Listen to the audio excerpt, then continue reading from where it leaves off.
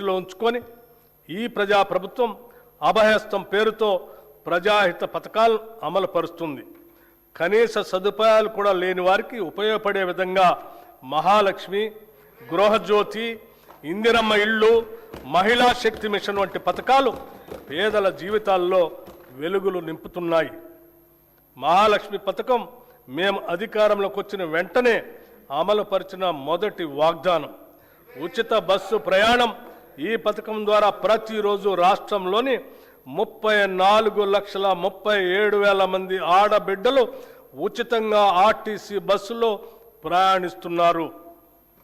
ఇప్పటి వరకు ఈ పథకం ద్వారా రాష్ట్రంలోని మహిళలు 269,68,00,000 ఉచిత ప్రయాణాలు చేసి దాదాపు 9,222 కోట్ల రూపాయలని ఆదా చేసుకున్నారు.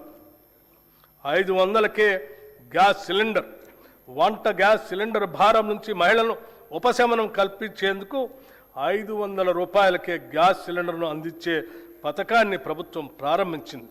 ఈ పథకం కింద రాష్ట్రంలో 42,90,000 కుటుంబాలకి లబ్ధి చేకూరింది. ఈ పథకం ద్వారా సుమారు 752 కోట్ల రూపాయలు మహిళలకు ఆదా అయింది.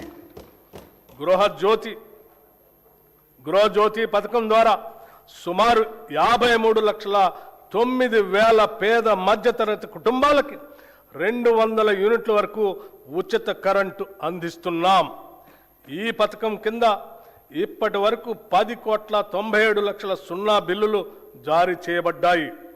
ఈ సబ్సిడీ కింద 3,900,54,00,000 రూపాయలు విద్యుత్ సంస్థలకు ప్రభుత్వం చెల్లించింది. చేయూత పథకానికి అర్హులైన వారికి 2 లక్షల నూతన పెన్షన్లు ఇవ్వటానికి మంజూరు చేస్తున్నాము. చేయూత పథకానికి అర్హులైన వారికి 2 లక్షల నూతన పెన్షన్లు మంజూరు చేస్తున్నాము. రాష్ట్రంలోని ఐకేపీ సంఘాల్లోని 1 కోటి మంది మహిళలను కోటీశ్వరం చేయాలనేది మా ప్రభుత్వ సంకల్పం. అందుకోసం 5 సంవత్సరాల్లో 1,00,000 కోట్ల రూపాయల మేరకు బ్యాంకు ద్వారా రుణాలను ఇప్పించే ప్రయత్నం చేస్తున్నాం. దీనిలో భాగంగా ఇప్పటికే 57,938 కోట్ల రూపాయల రుణం ఇప్పించడం జరిగింది. వడ్డీ లేని రుణాల పథకం కింద 2023 డిసెంబర్ నుండి ఈనాటి వరకు పట్టణ గ్రామీణ సెల్ఫ్ హెల్ప్ గ్రూప్స్కి 1,329 కోట్ల వడ్డీ రాయితీని విడుదల చేయటం జరిగింది. రాష్ట్రంలో 67 లక్షల మహిళలతో ఐకేపీ బలమైన స్వయం సహాయక సంఘాల నెట్వర్క్గా ఏర్పడింది. మహిళా సంఘాలతో శిల్పారామంలో 106 స్టాళ్లతో ఇందిరా మహిళా శక్తి బజార్ ఏర్పాటు చేశాం. ఈ సముదాయం యొక్క ఉత్పత్తులు 7,68,00,000కి చేరాయి. సెల్ఫ్ హెల్ప్ గ్రూప్స్ ద్వారా 600 బస్సులను కొనుగోలు చేసి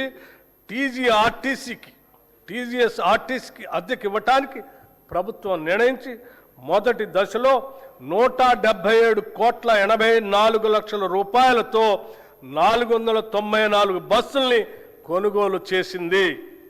నారాయణపేట మరియు సంగారెడ్డిలో 2 పెట్రోల్ బంకులు ఏర్పాటు చేశాం. 28 పెట్రోల్ బంకుల ఏర్పాటు పురోగతిలో ఉన్నాయి.